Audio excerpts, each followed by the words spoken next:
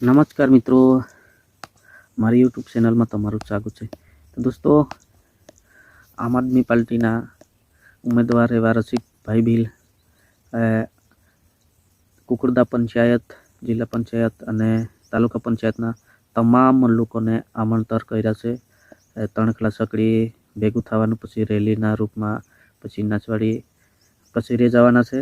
તો આપણે મારી યુટ્યુબ ચેનલમાં નવા આવ્યા હોય તો સબસ્ક્રાઈબ કરજો ચેનલને અને લાઈક કરીને શેર કરી દેજો। તો શું કીધું છે આ રસિકભાઈ, તો આપણે એ વિડીયો સાંભળી લઈએ। જોહાર જય આદિવાસી।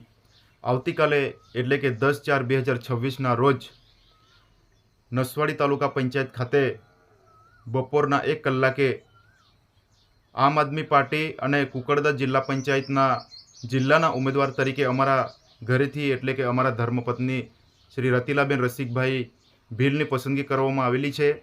અને અમારે કુકરદા જિલ્લા પંચાયતની અંદર આવતી 4 તાલુકા પંચાયત, એમાં કડોલી તાલુકા પંચાયતના ઉમેદવાર તરીકે ગણેશભાઈ વિઠ્ઠલભાઈ રાઠવા, તેમજ બીજી તાલુકા પંચાયત એટલે કે તરોડ તાલુકા પંચાયતના ઉમેદવાર તરીકે ભીકીબેન દિનેશભાઈ ભીલ, અને સમાજની લાગણીને માંગણીને ધ્યાનમાં રાખીને સમાજે ઉમેદવાર નક્કી કરેલા છે એવા કુકરદા તાલુકા પંચાયતના ઉમેદવાર સંગીતાબેન રીમજીભાઈ, અને ધારસિમેલ તાલુકા પંચાયતના એક યુવા ચહેરા તરીકે સમાજે પસંદગી ઉતારી છે અને એમને સમાજે પસંદ કરેલા છે એવા યુવા ચહેરા તરીકે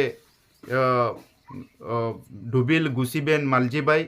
આ તમામ લોકો આવતીકાલે તણખલા ચોકડી પર 11 વાગે ભેગા થઈને રેલીના સ્વરૂપમાં તાલુકા પંચાયત કચેરીએ જશે અને 1 વાગે આ ઉમેદવારી પત્ર નોંધાવશે।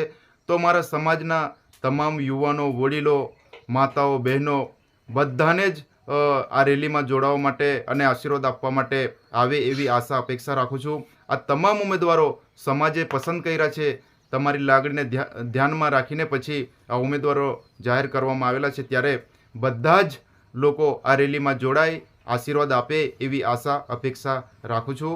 જય જોહાર, જય આદિવાસી, ધન્યવાદ। તો દોસ્તો, આ વિડીયો સાંભળી લીધો તો લાઈક, શેર અને નવા આવ્યા હોય તો સબસ્ક્રાઈબ કરજો। Bye bye. આવતા વિડીયોમાં પાછા નવા અપડેટ આપતા રહીશું।